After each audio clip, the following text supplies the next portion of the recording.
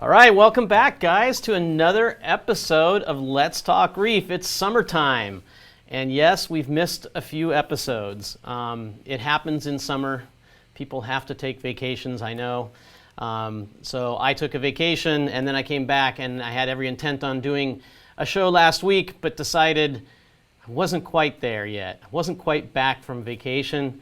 So I kicked it off till this week. So thank you everybody for joining us again. Hopefully we'll get back on our every 2-week schedule now, and have a great show here today. Talk about a few different things. No special guests today, but we will have Paul in the Tech Corner to talk about some really neat stuff. So stick with us. And we will have a little giveaway as well. So as always, we reward the people who stick with us through the live stream the longest. Wow, we're already up to 71 people, so it is cranking up. I like to hear that. While we're waiting for more people to join in and kick it off, I did go on vacation. I went to Ecuador. It was amazing. Did not see a single aquarium in Ecuador. Don't know if that's good or bad. I did see a lot of freshwater fish out in the Amazon, but no aquariums, and nobody contacted me. I put the call out, I put the word out. Anybody has a great saltwater aquarium in Ecuador, let me know, but nobody did. But I will say, for those of you who are thinking about it, what an incredible country. It's the third time I've gone, and I really, really love South America and love Ecuador, and there's so many great things to see. And if you're into animals, wow, just tons of great like insects that are this big, no joke. It's crazy. So welcome again to another episode. We're almost up to 100 people. Let's talk about a couple of things that I always like to talk about. First of all, we can't do any of this without you guys as our customers, as our viewers of Let's Talk Reef. So a huge thank you goes out to you for joining us every 2 weeks. Big thank you for being our customers. One of the things we try to do at Neptune Systems is try to be as close as we possibly can with our customers through the trade shows, through online and social media that we do. And we just always, as many times as we can, have the opportunity to say thank you for being a customer and thank you for joining us here today. Now, if you sometimes are worried about missing the show, you definitely want to subscribe. We'll talk about that in a second. But the next show that we have is, let's see, I think it's the 4th. I think it's the 6th. August 6th we'll have the next show. Don't know what's going to be on there yet. Who knows? Maybe Paul will do something on salinity. Oh man, I love being able to tease him when he's not on camera yet. But one that's really good that you want to mark your calendars is August 20th. I just got confirmation today. Kevin Cohen from liveaquaria.com, the place that sells the $25,000 fish. He will be a guest on Let's Talk Reef on August 20th via Skype. So get your questions ready for the guy who knows so much about marine aquarium fish and has access to some of the most incredible specimens in the hobby. So definitely mark your calendar for August 20th. Now, one of the things you guys always like is, as Steve Carell says in The Office, stuff we all get. And some of you may or may not have seen, that's not so exciting, right? It's just a logo. But maybe some of you might want the limited edition Trident Unicorn t-shirt. So you guys all can't go, ooh, ah. So I'm going to do it for you. Ooh, ah. So I'm going to give away 2 of these today, but they're only going to go to people who give me comments and who are sticking around and making at least one comment in the last 15 minutes of the episode. So you got to stick around to get that. Okay. Let's see here. Next up, subscribing to the channels. Very important. If you don't want to miss our Facebook feed, you need to go in and say that you want to highlight our posts, you want to see them up first. You can do that right at the top under the following drop down that's in Facebook. If you're not a Facebooker, if you're a YouTuber, Make sure you subscribe to our YouTube channel. And when you do, make sure you click the little bell so you'll get the notification. That way you won't forget an episode and miss a live episode. We always have the recorded ones out there, but there's nothing quite like doing it live because you can get your questions answered and we can give a shout out to people like Tang Tran or anybody, let's see, Jake Speed says, any chance on a 3-head dose? No, there's not going to be a 3-head dose. But anyway, you can join the conversation, and so you want to be here live. All right. What else is going on with Neptune Systems? Let's see here. First of all, we have our U.S. tour dates. We're doing a lot of events. We have the next one coming up is going to be Reefapalooza in California. We will have a number of people there. Even the founder of Neptune Systems, Kurt Panskarau, will be there. So it's definitely, if you're in the California area or want to go to California, come to this event.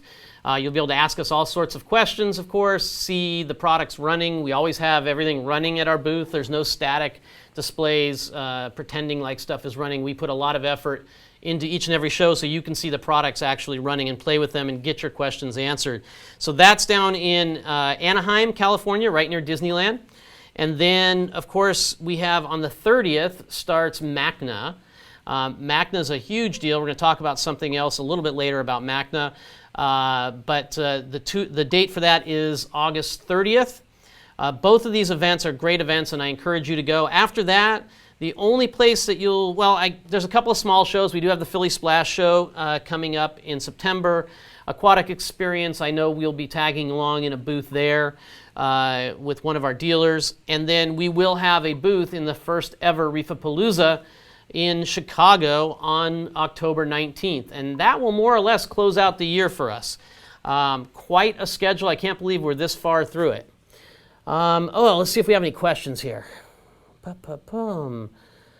What new secret products are coming? Any hints? From Matthew Leonard. Some people like the shirt. And yeah, there's always products in the works, Mike. So I wish we could tell you what products are in the works. Man, but then who knows? They might not come out for 2 years and we'd get in trouble with that all over again. We don't want that. But anyway, come out to an event. You can ask us questions. You can try to dig out of us what the next cool Neptune Systems products are. And we'd love to see you. The next news is Trident news, of course. What is the news in Trident? Well, first of all, there's constantly new Apex operating system versions that come out throughout the year, and one recently released with new firmware for the Trident that improved a few things. The first thing it did, and I probably should have a sound effect here for you guys for this, but I don't, is unfortunately R2-D2 has now been put to sleep. He has basically been put down, and we put in a free silencer kit into the Neptune Systems Trident, and it's now quiet. There were a few customers out there, I wasn't one of them, but my wife was, who didn't exactly appreciate the really, I thought, cool sounds that the Trident made. And so the engineers had at it, did a little work on how the Trident operates and got it to be nearly silent. Certainly the quietest automated testing device on the market by far. I think you pretty much have to be a foot away from it now to actually hear it click as it changes operation. So sad goodbye to R2-D2. I know some of you guys online are, you're definitely in mourning, and you want a toggle switch to turn those back on. And we've got people like Chris, Chris Cicognani says he refuses to upgrade. He's not joining the dark cycle. It is bittersweet because I do like silent products on my Reef, but that was one of the coolest reef keeping gear sounds out there. I'm hoping somebody samples it. Maybe they'll put it in some kind of a Neptune Trident transmix or something for MACNA. That would be that would be fun. Let's see here. We've got some more questions. Maybe some of them are for Paul. Oh, look at this. Jeff, Jerry, I love hearing the positive. We often get hung up on the negative. Jeff, Jerry says, my Trident has been awesome. My tank is really stable. Corals look great. That's awesome. Okay, so the next thing I want to talk about, I did talk a little bit briefly about my vacation. Let's see. Oh, don't want to go there yet. Got a couple more things on the Trident. The alerts now for low reagent don't start until 4% instead of 8%, so you're not getting that too early. Another piece of information is I know that some of the people out there were seeing a lot of reagent left over when they got down to that 8%, and some of them maybe at 70, 80, 90 milliliters of reagent. We did look into this, and we found out that early on in the filling of our reagents, we were actually overfilling them by quite a bit. I think as much as approaching 300 milliliters from 250, which is what the standard is. And now that won't be happening, so I don't believe that we'll be seeing much of that happening anymore. It's kind of funny, people were complaining because they got 30 days of testing done and they still had a whole bunch of reagent left over. But I think we have corrected that. Also to note, we have not seen the reagent leaking issue popping up anymore after a bunch of changes that we did to the way that we do our bottling. And that's a good thing. So we can put that one to rest. And we believe we've got a pretty good handle on the calibration solution leaking. There might be a couple of % of people who are still having that, but we're trying to work out the last couple of issues that we have there. Okay, so let's see. Oh, look, we have a message here, a comment from Paul Jansen. Wow, Paul must be watching. But he's live on the stream answering some of your questions before we even get Paul on here, so that's awesome.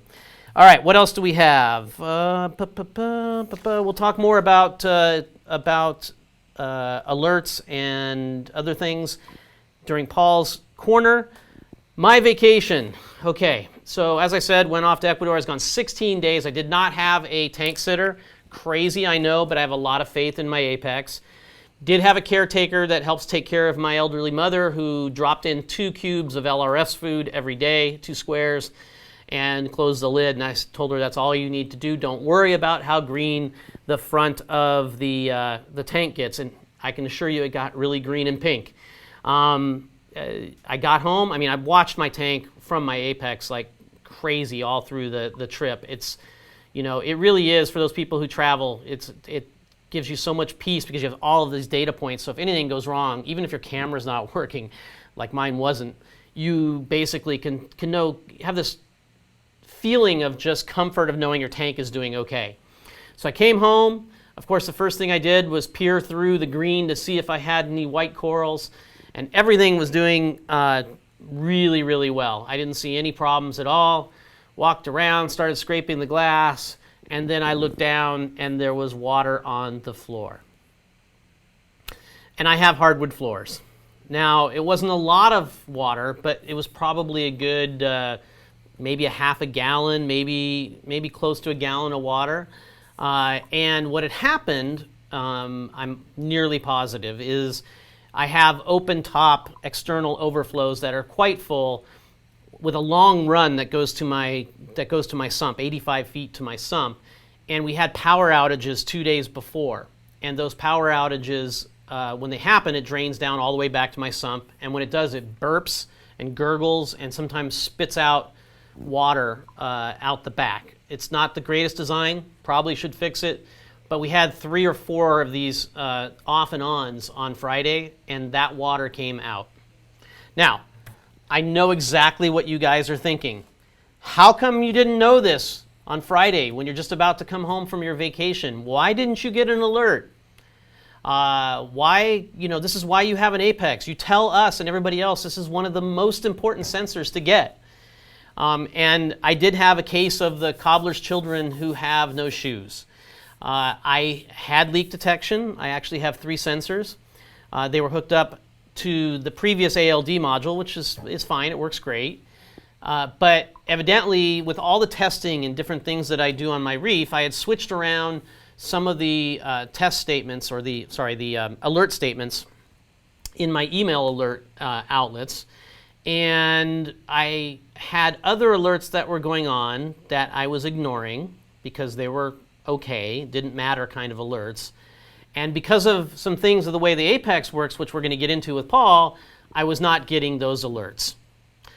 So that is very sad because that's exactly what we want to have, is we want to get these most important alarms.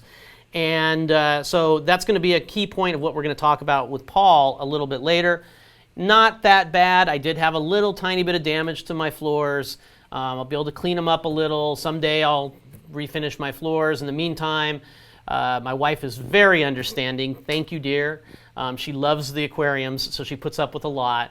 So I said, honey, I think we need to get a really beautiful rug for the entryway. And that's the answer. You get to pick it out.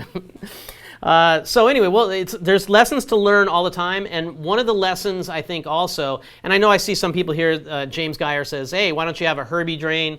There's a lot of reasons. Again, I have 85 feet of drain, and some of these other kinds of drains that work great when you have 2 or 3 feet work great. It will not work well in my system. And maybe some other time we can talk about it. You can see me at a show. I can tell you how it all works.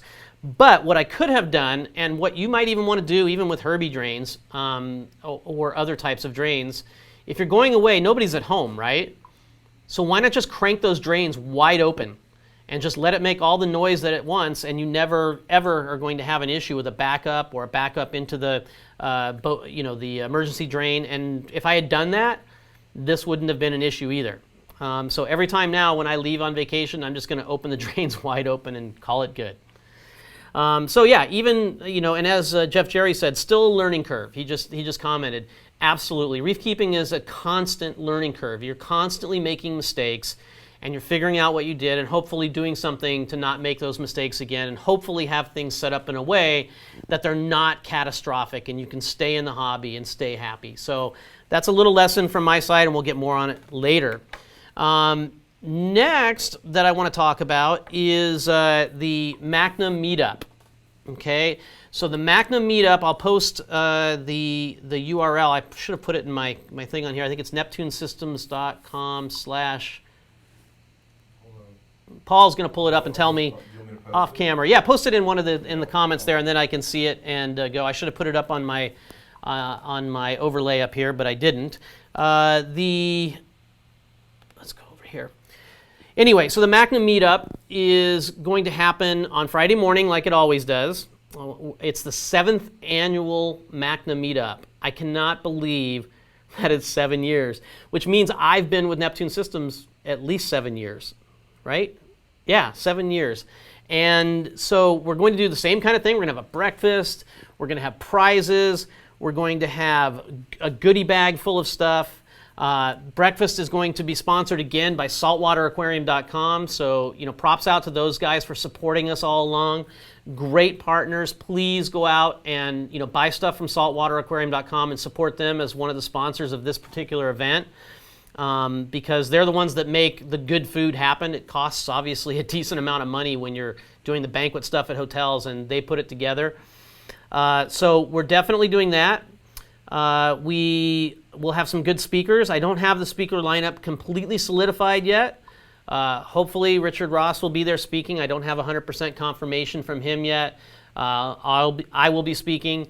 And one thing I want to push out to you guys too, if any of you think that you can put together an incredible 20 to 30 minute talk to our group about an experience that you have, your experience with the Neptune Systems products, and a very interesting set of maybe 2 or 3 projects that you've done that you think other people can do, and you want to submit that to me and say, hey, I would love to speak at the meetup. I'm going to be at MACNA. Please let me know, because if it's good and I review it, and we might put you up on stage and let you tell everybody about it. I would love to be able to do that. It's not easy to find people with great content, so if you're one of those people, let me know. Okay. Paul's going to get the registration. Oh, it is on my notes here. He's going to write it out there too. It's neptunesystems.com/MACNA-meetup-2019. So Go out there, pre-register. Those that pre-register get extra raffle tickets. They also get to come in early to the breakfast before the food is gone. Because let me tell you that it only takes about 10-15 minutes, and that spread looks like probably a herd of rhinoceros have run over it or something. It's crazy, but definitely pre-register because you're going to get some free stuff, some extra free stuff. Also, you'll want to get there early in the morning because the amount of goodie bags and everything that we have are limited. So the people who line up and get there early get the best swag. All right. Automatic top-off kit. For those of you that did not join us for the Mr. Saltwater Tank one, Let's Talk Reef before I left on vacation, we did announce the version 2 of the automatic top-off kit as well as the PMUP. So those are out there on the market right now. Go out, check them out. Check them out at your local fish store. Check them out online. It's really a really nice kit now with some of the upgrades that we made. We've really made some improvements to it. So I encourage you to check it out. All right, next up is a dealer shout out. Local fish stores, the guys out there on the street who have been for years and years and years helping you guys be great aquarists. Every show we try to give a shout out to a couple of our premium dealers that are really bringing it as far as their stores as well as Neptune Systems products. This week we have 2. Let's see who the first one is. The first one, let's turn off this, is Reef Co. Okay, Reef Co. is out in Greenbrook Township, New Jersey, and it's Brian Dunleavy runs the store out there. An amazing place. They have incredible coral selection. One of the things that's happening right now, maybe it is in your local fish store, but I know a lot of the local fish stores, because of some of the coral importation or exportation bans that are out there, it's getting to be slim pickings on some kinds of corals, especially some of the LPS out there. But the really good stores like Reef Co., they still somehow or another have an incredible selection of corals out there. Really great tanks. They've got not just one but multiple frag tanks. I know they've got all the Neptune Systems products, so you definitely want to go in there if you need Neptune Systems stuff, of course. But just some incredible corals. Look at those Euphyllia in the foreground there. What a great store. I think if you want coral, this is probably the place to go. This looks, similar in equivalence to our Neptune Aquatics, our local guy here, Robert. This particular store loves to have coral. Go in there, check them out. Get your Apex gear from them over there at Reef Co. in Greenbrook Township, New Jersey. But very nice store. Okay, next shout out we're going to give is to, look at that. Oh my gosh, that is, wow. That's a drool right there for me. That's all I can say. I was speechless when I saw this picture. This is from Reef Valley in McAllen, Texas. And if any stores are out there that carry our products that want to really do it up for Neptune Systems gear, take a look at this, copy it, because it's amazing. He's got the colors going. He's got the Neptune Trident right there in the middle. He's got the dose systems and the Apex. He's got the special extension cords onto the EB832 so that it looks real clean going both directions. Then if you look up above, you can see he's got a large screen up there with the dashboard on it. And it's all encased in this nice little plexiglass or acrylic cover. What a great display. Big shout out to Reef Valley in McAllen, Texas. So let's see, do I have any questions still before we go into the next thing? Let's see. Okay. Paul is busy over there on the beanbag chair. We got the beanbag chairs here in our studio that we use when we go out and about. We will have a studio too at MACNA, a little mini Let's Talk Reef studio. So if you are going to MACNA, I love talking to fellow control freaks and put them on live. So definitely stop by. If you've got a story to tell, stop by. Okay. Well, Paul is taking care of answering a lot of the questions. One of the questions was, what's really different in the ATK version 2 other than the PMUP? And we have optical sensors that are new in it that resist the saltwater intrusion a little bit better than the previous ones.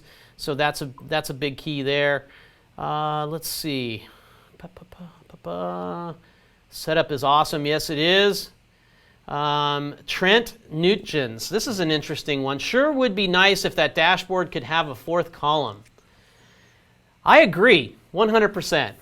I definitely think that maybe in the very near future we might have some updates or changes to the dashboard and the way that some of the data is presented in the Apex. I think that would be great.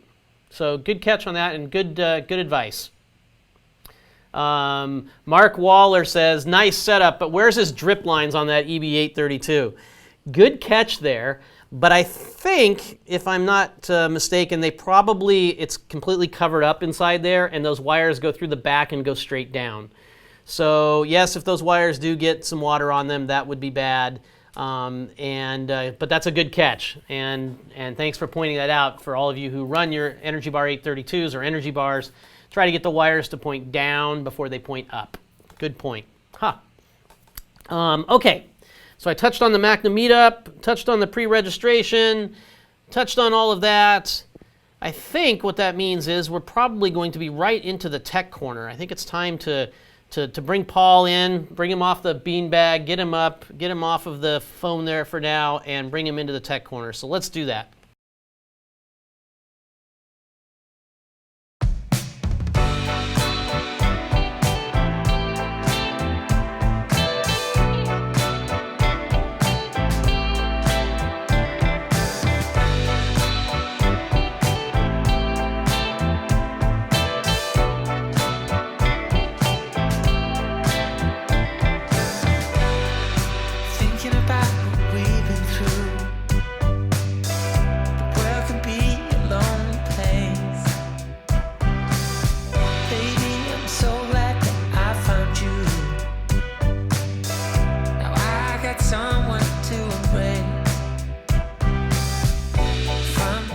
All right, Paul. Hey, how's it going? Welcome back to Let's Talk Reef. It's been a few weeks. It has. You were missed. Well, and it's been a few weeks for you, too. We haven't had a tech corner in the last one. Right. So it's been like 6 weeks since we've had a Paul tech corner. Yeah, it's like I've been just doing nothing, just twiddling my thumbs, waiting for another. I don't know, did you guys miss Paul? Let him know in the comments if you missed Paul. Guys, thanks. So Terrence, as I said, you were missed. I'm sorry to hear about those beautiful wood floors in your home. That can be rough, So we're going to go a little bit over how Terrence technically could have avoided that issue. Okay. And then I think we're probably going to answer some Trident questions. Talk about some Trident stuff probably, and if we end a little bit early today, that's okay. It is summertime. It is summer. And it's beautiful outside here. Yeah, I mean, just every day. Every day. Right? Every day is just. I mean, we're watching people cook across the country. Yeah. We go outside, and I was down south near Big Sur this weekend. I was like, "Whoa, it's a little chilly down here." Yeah, those were some good pictures on your hog. Oh man. So I made the mistake of two mistakes, in my opinion. Okay, number one mistake, I still don't, or I hadn't regularly checked some of my switches and leak detection sensors and other things that are supposed to give me fail-safes. Right. These are things we need to check because they whether it's a float switch or an optical sensor or a leak detection probe or whatever, you never know that they're not working until you need them.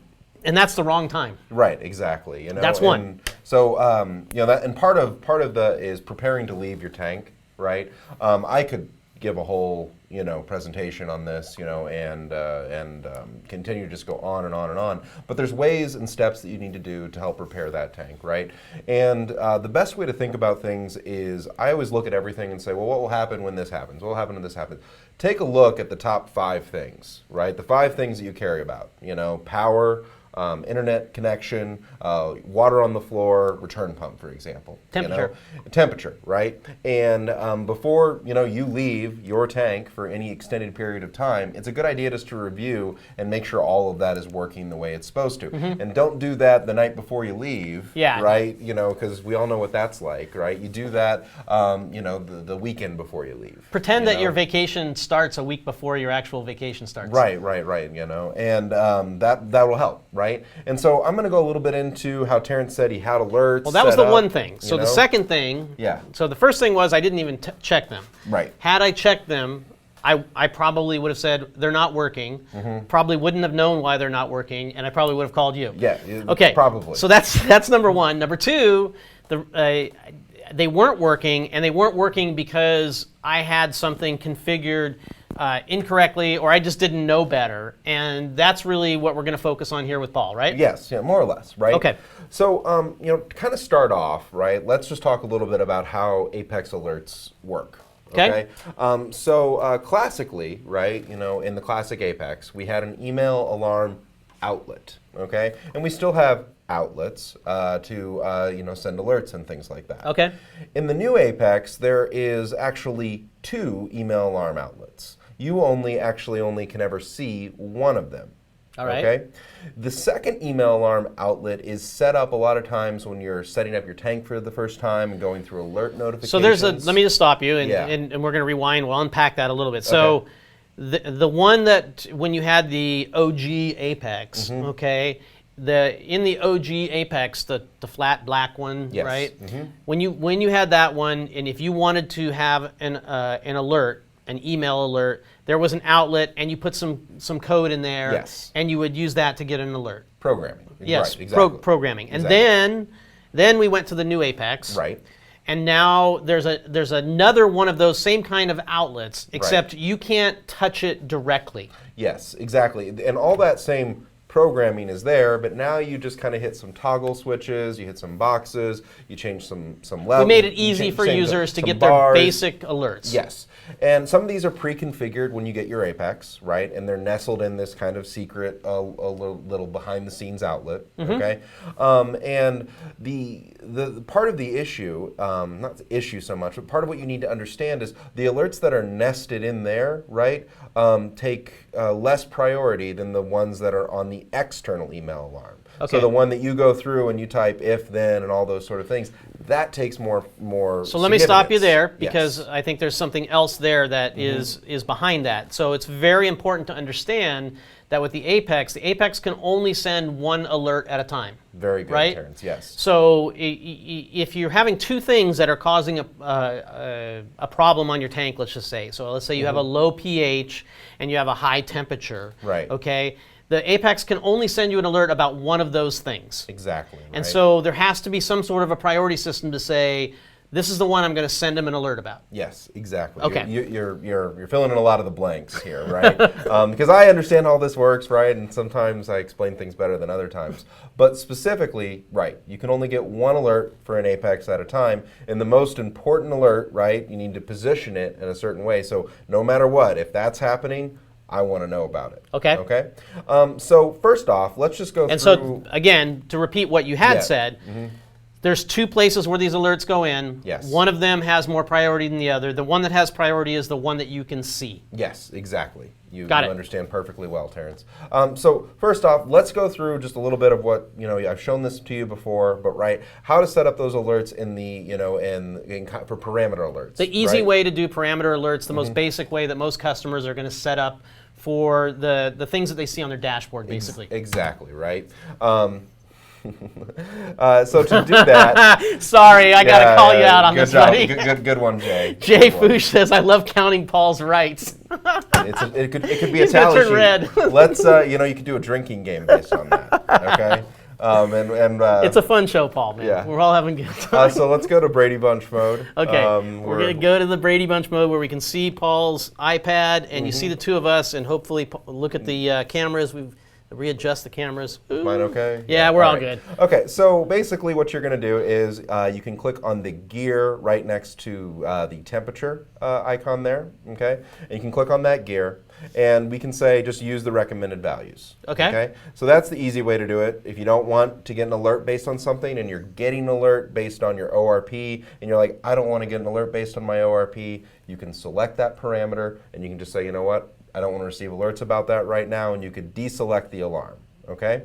Another great way to do this is to go into advanced, okay? And you could say alert when outside range, okay? And you can type in that range, or you can use the slider button, the slider toggle switch the way you want to, and you can update it, right? And just update it by clicking the cloud. So this is what we did in the new Apex to make it simpler for people to set what are the most common alerts that they're going to want to get, because a lot of people, for reasons we understand, don't want to do programming. Exactly, you know? And, okay.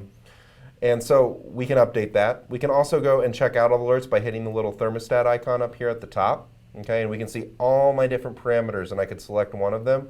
One of the features that's not very often used here on the Apex is right here, the filter toggle. Oh, okay. Okay. I really like this because I can see exactly the type of, you know, what I'm looking for. So if I just want to look at wattage alerts, I can do that, right? If I don't want to look at that, I can just remove it. But in this situation here, maybe I just want to see my alarm alerts. So you know immediately what things have alerts on them, and obviously those things that don't. So if you were expecting to have an alert, say, on your pH of your calcium reactor, and you didn't see it roll up when you did that, it would make it much easier to understand that. Exactly. So you have these different areas here. You can turn them on and off and things like that. I don't use a lot of these parameter alerts in this nested alarm. Because you're an expert. I'm an OG. He's an expert. You know, I use a lot of the internal email alarm alert. Right? Okay. And so the external email alarm alert, which is kind of the old school way, you know, you have programming there. Yeah. And that can be a little bit intimidating to start off with. But you'll see there that you know, I have different alert statements, right, to know what's going on with my Apex. And if any of these are true, right, and one of those parameter alerts, like my alkalinity, right, was in an alert state, I would only get an alert about what's in this external email alarm. Okay. I wouldn't get that internal email alarm alert. Makes sense. Okay. And so in Apex configuration and programming, one thing is always true, and it's the last statement. The last statement that's true is the one that takes priority. Okay, so it basically goes step by step. This is what it does, right? The Apex steps through each one of these statements, and then... From the bottom to the top, right? So from the top to the bottom. Right, exactly. Well, in terms of being true. Yeah, right, so exactly. So basically, but it's stepping through, right? It says, so it looks at it says, is output skim full equal on? Well, no, that one's not true. Next one. And it just goes all the way down the list until it finds one, maybe, that's true. And it's like, okay, is there another one that's true? The very last one that's true, that's the one that it uses. Right, exactly. Okay. If nothing is true, right, the off statement is true. Oh, look at this. Mike Bayer asked a question that you're going to answer in a minute. I will. What is the error heater statement doing? I will explain, Mike. And then the most important thing for me is always temperature. The next most important thing is my return pump. Finally, after that is my ATO pump. My Trident, very important as well. Then I have this heater outlet that I think I used in a Let's Talk Reef example, but it's still very valid and helpful. And then I use virtual outlets still for emoji, what can I say, to get alerts based on, you know, my float sensor or my optical sensor getting dirty in my skimmer cup, getting full.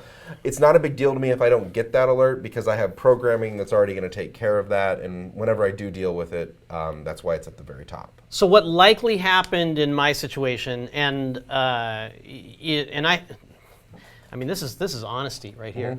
I haven't even really looked that closely to see which one of my alerts that had the higher priority yet. It was your flow sensor. Was it? It's always your flow sensor. Okay, so Paul has access. He knows all. So anyway, that evidently was lower in the list than my leak sensors, and that's why I didn't know that because if you're getting errors, okay, and you're just ignoring them because it's like, oh, I know that my such and such is bad, or that temp probe isn't in a tank, or whatever it is. My flow sensor is clogged. My flow sensor is clogged. You know, because I don't, Yeah. I don't remove it and clean it at Yes, the regular interval that I should. So if those things are like that, instead of ignoring them, there's one of two things you can do. Fix the problem, right? Or some things you that have parameters, you set them too tight, and so it's always triggering on you. Exactly. And you just kind of go, yeah, I know it's a problem, but I'm just going to leave it. Don't do that. So basically, the way that that I think about alerts too, I very rarely get alerts on my Apex, but when I do, I try to address them as quickly as possible, and I decide if that is something important that I need to deal with. Right, then I immediately deal with it. Right, if it's an alert that I don't really care about, like my skimmer being full, I have my skimmer set up to just automatically turn off whenever it gets full. Okay. Right, so I can just actually just keep my skimmer off and then turn off the alert as well. And say, okay, next time I'm in the office, I'll clean out my skimmer cup. Okay. And then alerts that kind of are nagging at you, you're not going to be able to do that, but you know about it, you've recognized it, it's not an issue. Go into its configuration and just turn it off for the time being. Okay. Remove it from your email alarm outlet because that could be preventing you from getting something really important. I need to do that. Okay. And so that's part of it. And then in this programming configuration we've been staring at for a little bit, there's some great alert notifications that are underutilized. Okay. And those are basically related to the if error statement. Okay. If error was introduced in Apexes a couple of years ago. Oops, we did not restart the presentation. Here we go. And it's basically a safety programming statement, in my opinion. It's available for both Apex and Apex Classics. Okay. Okay. And it activates if a module or an outlet has a quote-unquote error. Okay. For modules, So an outlet or a module? it's available for, I think, 3 modules, and I'll describe which modules those are. So one is the core. Okay, and the core can send you a notification if it has obstruction, it has power issues, it's running dry, and it can be enabled by setting up a core via the task, or it can be entered manually by, if error, the outlet name of the core, then on. Okay. All right.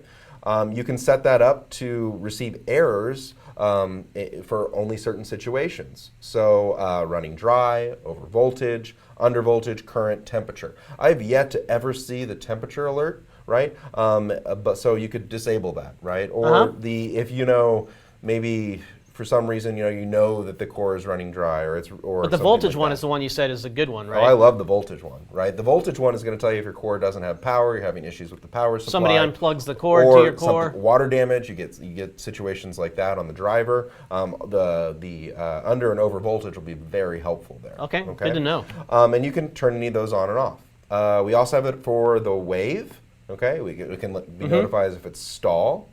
Notify if that snail got in there. Yeah. Huh? Notify if the wave has a voltage issue, meaning that it's probably not running, or the not very well publicized position error.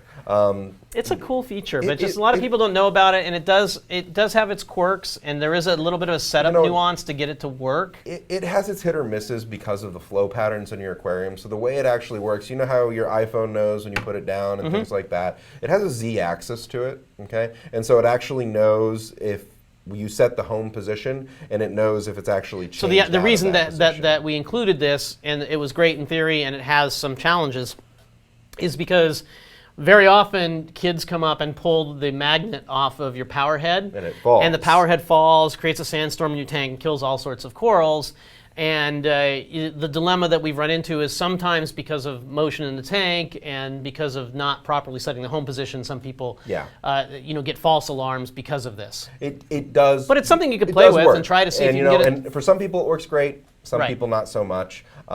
Any way you do this, the wave error must be manually enabled. Okay, so you would just say if error, the outlet name of the wave, then on. Okay, and you set this up just like you do with the core in the module configuration for that wave. Okay, and you can set which errors you want to receive, and you can also set the home position in the module configuration for the wave. So. Okay. All right. That's 2 of them. That's 2, and the third one, of course, is Trident. All right. So the Trident can tell you about reagent flow, wasteful, reagent low or wasteful, test A, B, or C errors. no sample errors, other miscellaneous issues that I have yet to see as well. These are not configurable. If the Trident is in an error state, you will get the alert from that. But it will Trident. tell you, though, in the alert when you get it, which one of these it is. Yes, you're either low on reagent B or C. You're low. You have no sample. Waste full. And I've shown this before, but I'll show it again. How to set that up. You can set that up by setting up Trident controlled dosing. Okay, it automatically puts the error statement. It automatically puts alerts for your calcium, alkalinity, and magnesium ranges. Or you can add that manually in your email alarm outlet by saying if error Trident X_3. Just type the word TRI, and it will autofill with what your Trident is called to the Apex. You select it, and you say then on, and now you'll get the alerts based on that. I saw a couple questions earlier relating to how do I get alerts if the Trident is in an error situation. So that is how you set up alerts for modules, right? You can also set it up for outlets, and we use the when statement for outlets. Okay, the when statement is also kind of a new programming statement that kind of came into being when error did. Error came out a little bit earlier, but the when statement was when we did the ATK stuff. Yes, we brought that yes. in. It's if you know your auto top-off pump should never run longer than 5 minutes. So even if you're not using a Neptune Systems ATK V2 with the PMUP V2. Yes, which the PMUP V2 will know if it's out of water. Right. But there you go again, Jay. It will know if it's out of water. At that point, it will turn off. But the when statement. I'm sorry. It's so funny because it's now it's in your head. Yeah, it's so in your head. And I work on it. It's my connecting phrase to figure out the next thing I'm going to say. Anyways, right? Family's watching. Yeah, of course. So the ATO pump, right? It has automatically turned off, but you can say it should never run longer than 3 minutes. Turns off. Using a when statement. Denitrator is a great example of a device you never want off for more than a period of time. So if you never want your denitrator off for more than 2 hours and get an alert based on that, you could say, hey, if this is ever off for more than 2 hours, let me know. With the when statement, you could probably make some really cool party modes, like with a virtual outlet. So you could have like a virtual outlet, and then in the virtual outlet say when it's on for more than 2 hours, and turn it off, and then you have your light work off that virtual outlet. There's a lot of things. The when statement's a very nerdy statement. Oh man, I'm thinking of some really cool things. It's a really nerdy statement, I'll tell you that. But it's available, as I said, it's available on all Apexes. The only other thing about a when statement is once it is triggered, it manually moves your outlet out of programming and into a manually off or manually on mode. Okay. I can't ever really think of many situations where you'd ever want to go manually on, but it can turn it off into a manually on mode. It's easy to set up. Just say when it's on or off. The time, turn it on or off, and this is all well documented on our forum. And so whenever the when statement kicks off, that is actually an error. Yes. So it's effectively an error when the when statement becomes true. Yes. This is what I never understood well before. This is good, Paul. Good. Well, I'm glad I was able to help clear up some confusion. So that kind of unlocks, in my opinion, a very powerful Apex Fusion programming statement. Okay, I call it an Apex Fusion programming statement. That's funny. But it's an Apex programming statement. Notifications. So now you're going to show us how to set up notifications. How we're going to get these. So the way you set up notifications is actually from your user account. Okay, so up here at the top, you'll see the settings. Click on that, okay? And once you're in settings, you can go to notifications. At that point, you can set up notifications for email addresses or phone numbers. You do that by clicking the plus sign in the top right-hand corner, choosing which one you want. If you are not inside the United States and you have a foreign carrier. Orange, I don't know, whatever Orange.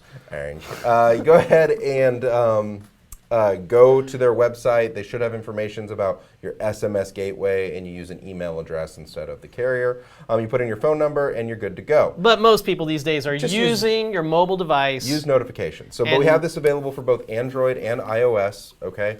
If you did not say yes to notifications when you started to install it, just delete the app and then reinstall it. Because you can't set it in the menu. You have to delete and reinstall, which is simple. It's not a big deal Just to do. delete the app, reinstall it. Nothing is going to happen to your Apex settings. Nothing's going to happen to your Apex and its connection to Fusion. It's just changed, just like that. So that is notifications in a... And the most important notification that we want to stress to people all the time is what, Paul? Thank you, Terrence. The most important notification you can set up for your Apex is this one here that I clicked on by clicking the username and the Apex name in the top corner here. And then I come here and I select Heartbeat. Heartbeat, okay? Why don't you just enable that to start off with? There's a lot of reasons, folks, but you have to enable this manually, okay? And you enable this manually by going to where I just showed you and then clicking from Enable. And it will only let you if certain conditions are met, and they'll check them. They'll show if they're checked off on the bottom, and if they're not, you'll have to correct some of those. So if you first get your Apex right out of the box, you probably can't set this up because you have to. You have to wait, I believe, 24 or 48 hours before you can enable Heartbeat. Because it wants to know you've got a good internet connection, so it doesn't start sending all sorts of crazy alerts. Exactly. And reliable connection, I think, is the thing that some people have the most trouble with. If your Apex is disconnecting all the time, it's likely not the Apex, guys, as much as... It's likely Wi-Fi, where you have the Apex mounted, where you have your router. It could be inside a stand. That stand could be steel. You just have all of these things. The best way to do it is hardwired. If it's not possible, just get another access point and put it closer to your aquarium and you should be fine. Yep. Okay. There is one thing I probably will go over another week is... Salinity? Salinity is on the chart, buddy. Well, look! You can see right when my tank went out of water. My salinity is a little high right now, but it stays very reliable. Yes. Anyhow, the one thing I will address is power. Okay, you have a lot of devices that are powered by your Apex as well. We're out of that now. And you can just go to the Apex Comprehensive Reference Manual, which many people say is outdated. It is to a certain extent that the pictures don't line up to what you're seeing anymore, but all the programming has stayed the same. Okay. The power chapter in there is a great chapter. I regularly refer to it on how to delay skimmers from turning on, after a power outage, how to get alerts based on a circuit breaker tripping, right, on maybe one energy bar you have in your system. And your system is likely powered now from so many different Neptune Systems devices, whether it be from the FMM, whether it be from your DOS, whether it be from your Core, whether it be from your Trident. Because they all feed into the bus power. Right. Maybe you don't have 120 volt power on your right, but the bar. Apex itself is getting power from something. And that's a whole presentation I will go into at some point. Okay. Yes, my magnesium is very high, Andy. It's super saturated. Let's see if there's some good questions here. I love my Apex so much I have a Neptune color-themed Husqvarna chainsaw. That would be a wonderful shirt for me. Yeah. Okay, let's see here. There was definitely one I saw. There's some Trident questions. I think you dealt with most of the reagent things there at the beginning. Okay. Mostly overfilled. Couple situations where we are seeing that the Apex still thinks that there's reagent in the bottle, but there is not that much reagent physically in the bottle. Okay. This could be happening for a number of different reasons, and one of them is we think that maybe you installed the Trident more than once, or you inadvertently reset one of the reagents in terms so of it thought you had a lot more than you did because it got reset somehow or another. What you're going to see if that happening is you're going to see, typically you'll see magnesium or calcium going up. Typically calcium. You'll see calcium either going up or down based on where those reagents are. And it's just this slow grow up on calcium and a slow fall fall on calcium. Because it's pulling some air. And it's pulling air at the bottom of the reagent bottle, because you say maybe, it says you have 40% left, but you in reality have maybe 15 to 20% left. And so what we're finding is that some air is getting introduced in there as well. We're kind of working through that right now. We don't have all the answers with it, but generally what we are finding is when people are seeing seeing the calcium kind of just go straight up or straight down, and it doesn't make any sense. We're finding that the reagent bottles are really low, and the Trident is saying that there's actually more in there than what there is. Okay. Other thing to address that I've seen kind of going on in comments is this idea that, wow, with that calcium going down or up, or that alkalinity doing that, there's no way I'd let this control my reef yet. Right? And one of the things that you guys need to understand in terms of how we set up the Trident to be safe, number one, is that if there are numbers that aren't making sense, like it says your calcium is going up or down or something like that, we go back to the nominal dose. Okay? Right. That's the dose that you said I should be dosing anyways. The default when you're setting up automated dosing is 35% plus or minus of whatever your nominal or what you say your dosing level is. So the worst case it could ever be is 34 point whatever, and then when it goes over that and you start to have it go outside that range or outside the range of the red values, it just says, sorry, I don't know. I'm going back to the 20 milliliters. And it's going to throw one of those errors where you see the if error. It'll throw an error, and then it will say, well, because you're outside the bounds, right? And it's just going to go back to what you said to dose in the beginning, right? So it's not pressing on the brakes or pressing on the gas, and it's not like the Trident's just going to keep pushing, right? Trying There's to hit a limit to how much it will dose, right? And that's the very same important. is true. Yeah. And I think that's a misconception right now in terms of among several, right? But one of the ones that I say, and guys, this is fringe stuff, anyways. Me even bringing it up today, right? I just wanted to make a few comments on that. Most people are being very successful with it. One of the things I forgot to mention, and Joe's going to be very happy that I'm doing this. The Alexa support in your Apex now supports the Trident. Did you know that? I did know that. Well, I don't think everybody out there knew. Alexa supports your Trident measurements. So now you can say, Alexa, what is the command? Ask Apex Fusion what my calcium levels are. There you go. And it'll tell you what your calcium is. Or Alexa, tell Apex Fusion to let me know what my alkalinity is. Yes. And it will.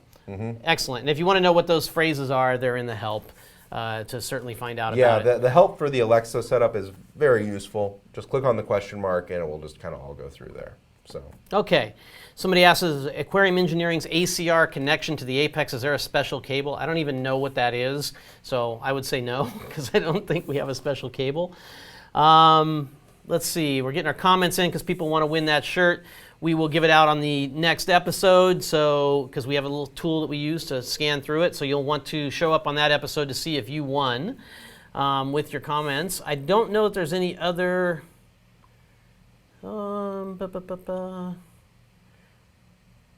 Shout out to Paul, too. He definitely goes above and beyond to help customers, even if he does say right a lot.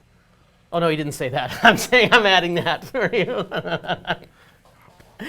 All right, I think we've covered enough, Paul, and we're butting up against our 1 hour that we like to do.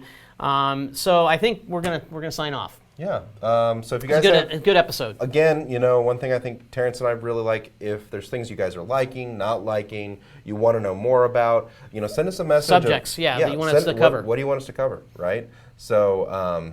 Don't forget, you've got MACNA coming up. We've got the MACNA meetup, so you can go pre-register for that. That is at neptunesystems.com/MACNA-meetup-2019. I put it in the comments and we'll as well, put it in the recorded one too. On Facebook, and you'll make. And until next time, when we're coming back on that would be the 6th of August for the next show, 2 weeks from today at the same time, same bat channel. And until then, enjoy those fish, guys, and we'll see you then. Thanks, everyone.